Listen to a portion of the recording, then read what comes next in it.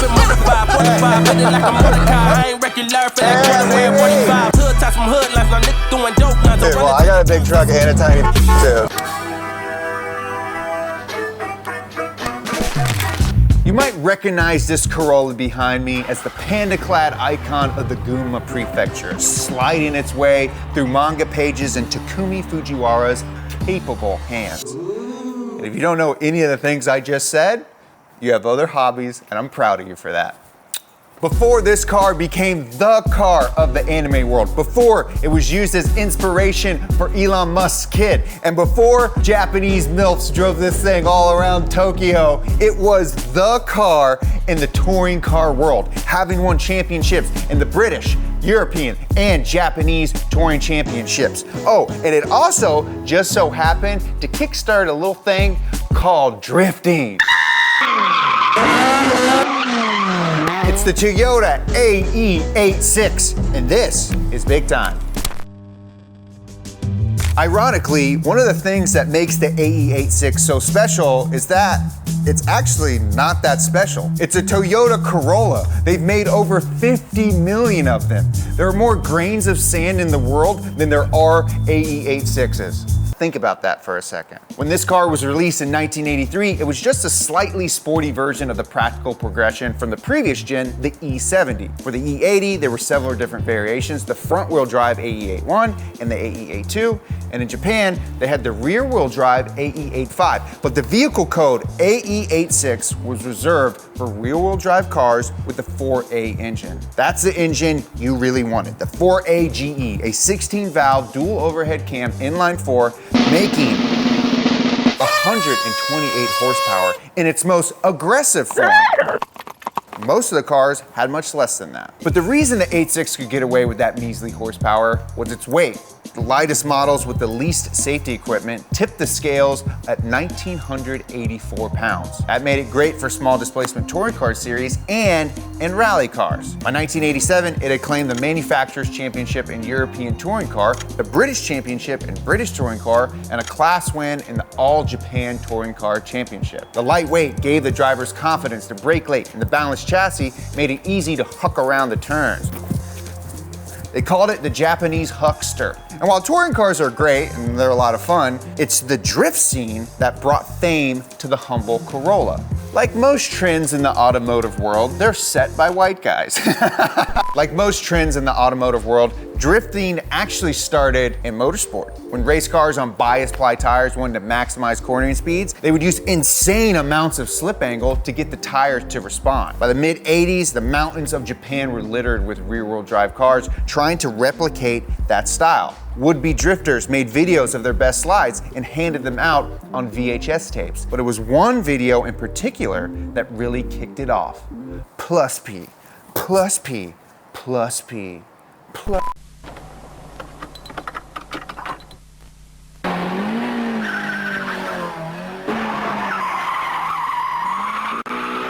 Yo, it's plus P in here, motherfucker. When you watch this video, you will see an insane amount of skill and dexterity as an AE86 gets tossed around effortlessly in the hands of the drift king himself, Keiichi Tsuchiya. Now, Tsuchiya was already a successful driver in touring car, having won a class championship in 1985. And what car was he driving? Oh, you guessed it, an AE86. Now, this pro racer was showing off how he trained, and it looked like something that any kid with a license could go out and try. And by the late 80s, game show-like local drift events began to emerge. One of the most popular cars at these events was a Toyota Corolla. And now you might think, the 86 is probably easy to drift. Chassis has all the characteristics of a natural-born drifter. It's got a relatively long wheelbase, which makes slower, more controllable transitions. It's got an almost perfect 50-50 weight distribution, making it predictable. And it even had a factory-optional limited slip diff. But it was so underpowered that it was actually hard to get the tail to kick out. All right, guys, unfortunately, I've got a bit of a situation on my hands. A creep has set up shop in my backyard, and today I'm gonna go confront him about it. I got primo data on this Bozo Zach joke. I'm talking about addresses, birthdays, social security number, search history, unit length, anything you want, I got it. God, this is so weird. What, he's got a sign? Oh, crap. Hey man, I'm sick of you living in my backyard and stealing my data. It's time to go. Spot's a bust. Joby must have got incognito. Uh-oh, I'm in trouble. Yeah, as a matter of fact, I did. So it's about time for you to go delete yourself. You see, I just found out about something called online data brokers. They aggregate, collect, and sell your data to businesses and marketing companies. And I just found out that this creep is one of those brokers. I thought you wanted more spam texts, spam emails, and spam phone calls. No, nobody wants that. Well, now that you have incognito, you can use them to automatically remove personal information related to you from public websites and private databases. They regularly send requests to data brokers on your behalf. Incognito will also ask data brokers to add your profile to their suppression list to make sure your name is never listed again. But here's the thing, Joe. My name's not Joe. Okay, so here's the thing, Zach Joe. I really need your data. Yeah, well, I have incognito, so get lost. And lucky for me, they'll take care of my data in the future with my yearly subscription. And it's all automated, so I get to kick back and relax while incognito busts creeps like these. Ah, all right, Buster. Ah! What? Yeah, it's time to go. Give me that ear. Ah! Ow, ow, ow, ow, ow, ow, ow, ow, ow, ow. And stay out. Use code BIGTIME at the link below to save 60% off an annual incognito plan. Or go to www.incognito.com/bigtime. That's 60% off. See ya, creep. Incognito, I use incognito. You messed my whole plan up. I was doing so good. I was making... No. Drivers were forced to wring the engine out at high revs to have enough grunt to break traction. So it was a tough car to initiate a drift with, but once you got it going, there were no other variables. No falling out of boost, no weird balance issues, no strange suspension quirks. Just you and the car. And everything from the suspension to the steering was so bare bones that you could feel the road in your little fingertips. And while the engine is underpowered, it still is really cool, especially from an engineering perspective. Now this engine here may not make a mountain of power, but it's how this inline four makes its power that makes it special. At the time, this was one of the highest revving engines around. The 16 valve 4A GE Redlines at 7,600 RPM. Now that might not sound much, but you know what cars were doing that back in the 80s? The Lamborghini Countach. Disgusting! So, how does a Corolla manage to do that? Well, if you look at the bore and stroke of this engine, you can see it's an over square design. If the bore and stroke were equal, that'd be square. But since the stroke is shorter than the bore, we call that over square. You know who's also over square? Me. You don't have to do drugs to have a good time, guys. You just enjoy life. That means the piston has to move less distance per revolution, which means it has less inertia. With less inertia, the engine can spin faster. And to handle those high speeds, this Corolla motor rolled right out the Toyota doors with a forged crankshaft. Why is being forged cool? Oh, it's because you can make parts stronger but lighter, which means you can spin them faster. The other thing that makes this engine so spiffy is the head. Now, whenever Toyota wants a performance head for their engine, they pick up the phone and they call their favorite piano company, Yamaha. For this engine to be able to rev as high as it does, Yamaha gave it huge intake ports. I mean, those ports were so big, they were just like mouth-watering ports. They were huge. You and your boys would hang around, you know, at the shop, laying on the couch after you filmed and be like, dude, those are big ports. You see, as RPM increases, the valves move faster, which means that the amount of time they're open is shorter. So how do you get more air in when the valve is open for less time? Well, modern engines avoid this by using variable valve timing, but in the mid-80s, VVT hadn't quite made it to production. Yamaha fixed this problem with some big old ports. Yeah, man, put the port video back on. Now the engine could breathe at high RPM, but would run rough at low RPM. So to fix that, Yamaha built a system called TVIS, which added a second intake runner per cylinder, one with a butterfly valve that stayed closed until 4,200 RPM.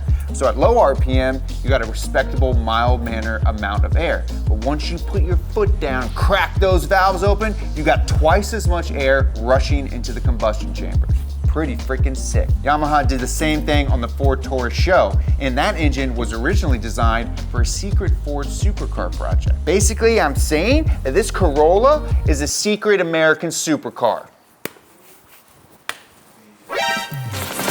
Restock alert. You guys have been asking for us to restock the merch, and we listen. And we're restocking everything. That means the Motorsport t-shirt. That means the Motorsport t-shirt in black.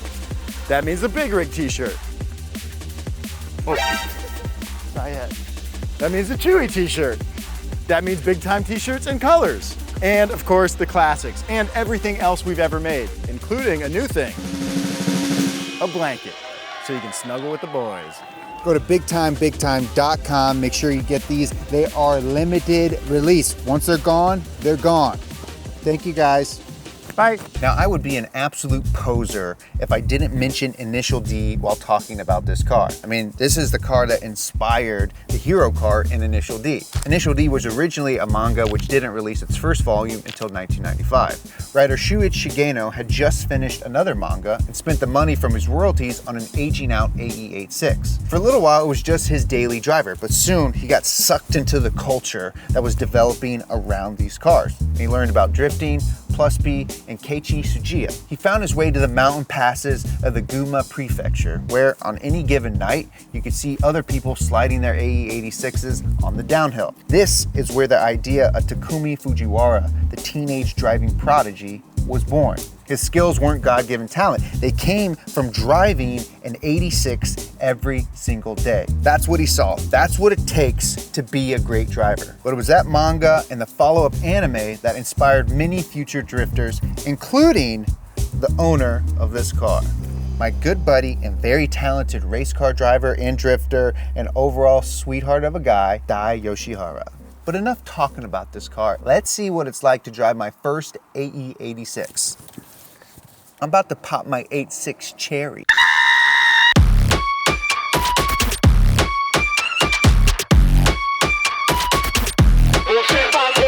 All right, Dai, dude, what's up?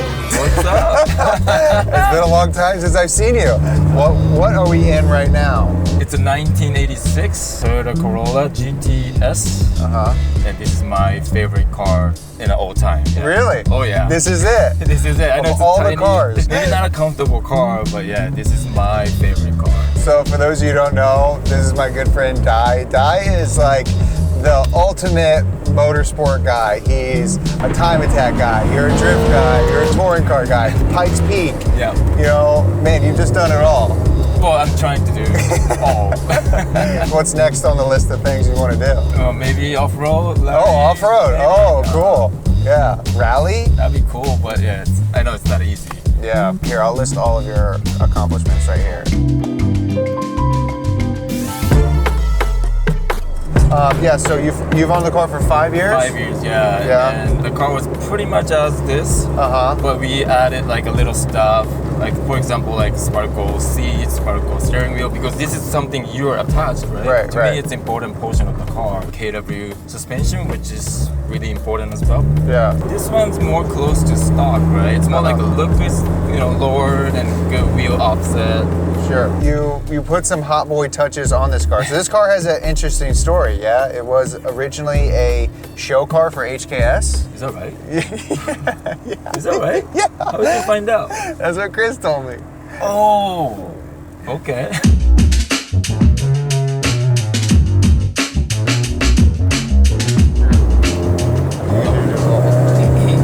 Oh, look at that. Open it up, Dai. Yeah. That's all she got. That's all she got. That was pedal to the Beauty floor. of this car, though. Yeah. And by stock, you mean like stock internal. So the engine is Engine's stock. Yeah, nothing done to it. I saw it. You got an air intake on it. Right. But, little stuff like that. yeah, little stuff. My first car was AE86. So I got it for $200. And Really? it was like ready to drift too. Really? Yeah. $200? Yeah.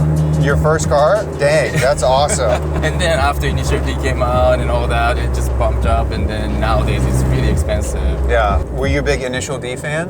Yeah. Yeah. I didn't know this. You worked at a gas station when you were a kid? Yeah, well, how'd you know? And then you took your 86 to the mountains of Japan and drifted it, and then came to America and started professionally drifting? I mean, that's a crazy story, Dai. Like, that's kind of a version of Initial D in real life.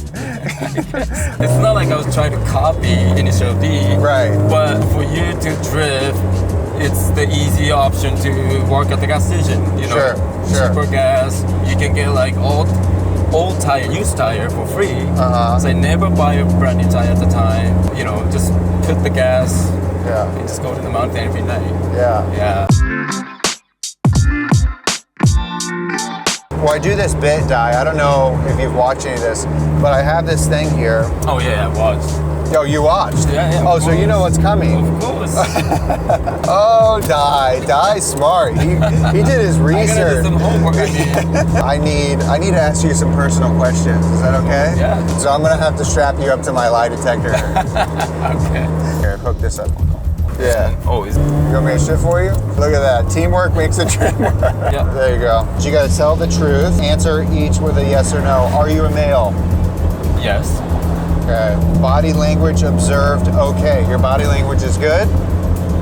So you're not lying. You are a male. Oh, is that what it is? Okay. Were you a eBay parts seller at one point in your life? Oh, you know. Yes, I was.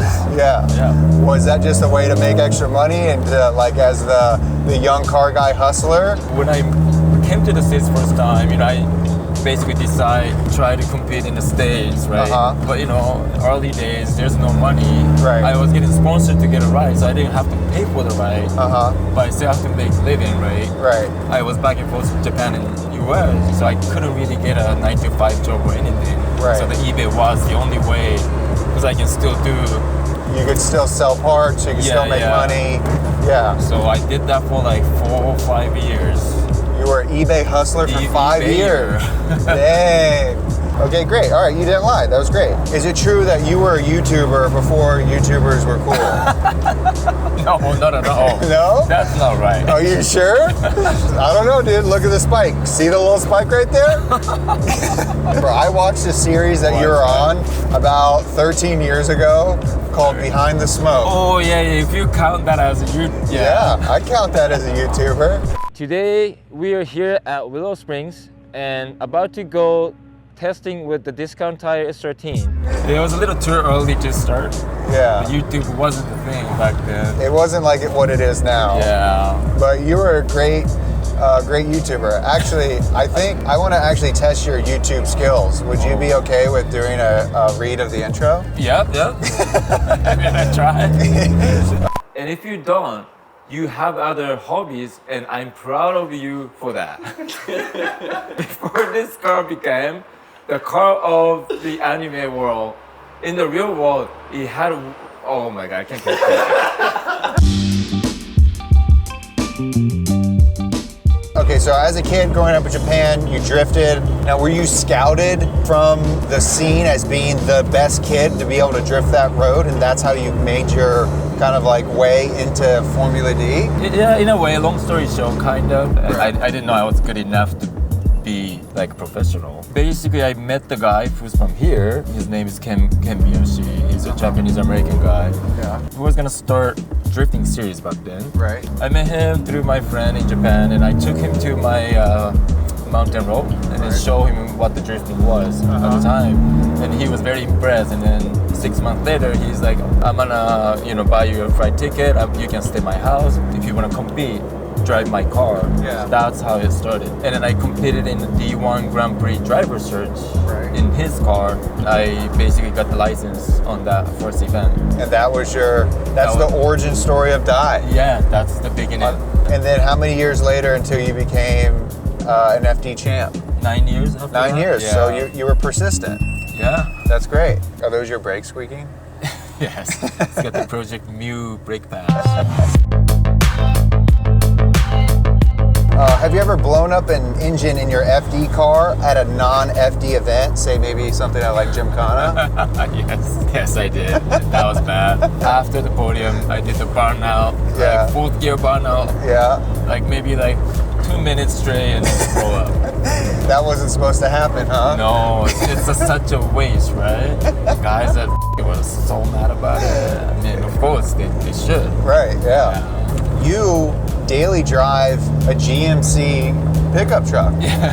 Do you like hiding that information from people? Because I wouldn't think you would be a GMC truck guy. You didn't think so? No, never in a million years would I think you would daily drive a... Man, because I came to America for the reason. That's to me like America, right? That's right. You wanted the big truck. Yeah, and then I have a tiny so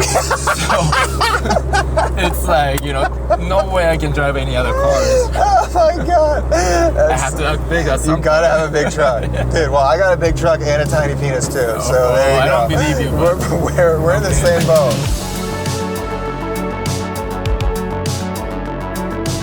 Okay, so I already know your favorite number is 9. Yes. My favorite number is 6. Oh. So maybe we form a race team. 69. We go on the 69 boys. Cool. You know what, Dai? You didn't lie about anything. Maybe the small thing. I do have a blip right here on the thing, but you did pretty good. Was that as bad as you thought it would be? No. No, it was good? Pretty fun. All right, so riding this thing has been fun. It smells good in here. Smells like an 80s Toyota. Yes. Still, with all the plastic. Yeah. Riding in the passenger seat has been fun, but do you think I could maybe drive this thing? Yes, please. I want you to feel it. Okay, cool. Yeah. Yes.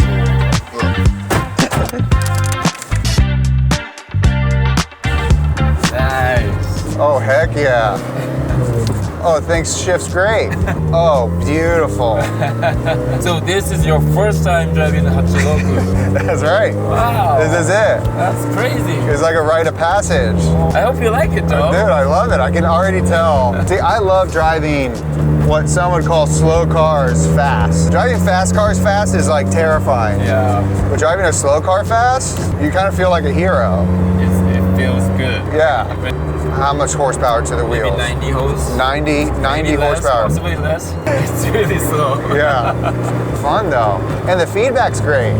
Right? Like you said, I think that's the cool thing about this car. It's like so analog that you feel everything. Is this your favorite car to drive as well? Yes. It is. How many of these cars do you have right now? I have maybe 5 total. You have 5 86s? I mean, it's not, this is shared with my friend Chris. Right. The other 86 as well. So I would say like 3.5 86s. 3.5 86. Total 5 cars, yeah. Oh, this thing is fun. This reminds me of, like a rear-wheel drive Civic hatch or something. Oh yeah. Kind of has that. Like that, yeah. That feedback. You got the steering feedback is really fun. It's not gonna blow your socks off with power, but that's okay. Do you get nervous when other race car drivers drive your car? No, not really. I mean, it's a stretch to call me a race car driver you are. if I'm being serious. I mean, the way you drive is very gentle, man. Yeah, you hear that? I'm a gentle driver from Dai himself. I can't heel toe, I'm too big. What's your shoe size? I'm a 12. Yeah, man, you say you have a tiny That's a lie, man. 12? I know, it's a Come 12. on. It's bullshit. The appeal of this car is that it's rear-wheel drive, Yeah. right? But do you think that they built this car as a sports car? Yeah, Oh, okay. sure. Okay. Yeah, believe it or not, back then, like back in early 80s, what you're feeling right now is considered a fast car. Engine-wise. Oh, yeah. Yeah, like they don't have even this much power like most other cars. I guess American muscles are different, but in Sure. Japan, Japanese car, yeah, like 1600 cc with this power was pretty good at the time. Yeah. I'm gonna slam it to the Oh, yes, floor. please. Is that okay? Yes, please. Oh, look at that. I don't wanna blow your engine up. It's not gonna blow up. You should go more higher than. All right, let's see. Here we go. We're making power, baby. Oh yeah. It's slow, but it's fun. It makes good noises. Yeah, baby. Dun, dun, dun, dun, dun.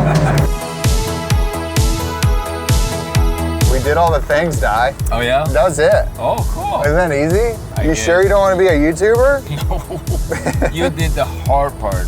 Dude, thank you so much for letting me drive this thing. Thank this car you is awesome. for having me. I would not have wanted to have driven any other 86 for my first time. You made it very special. Wow, glad to hear. My pleasure. Thank you. If you guys want to check Dai out, where can people find you, Dai? At Dai Yoshihara. Dai Yoshihara. IG, Facebook. Yeah, go follow Dai. He's a great person and a really good race car driver and a really, really good drifter. And I think we might be doing some projects with him in the future. Go check out Dai. Thank you guys so much for following us on the channel. If you could, like, subscribe, do all that fun stuff. Follow us on Instagram at Bigtime. Follow me at Jeremiah Bergen. Follow Joby at Zach Job. Thank you guys. We love you. Bye-bye. Thank you.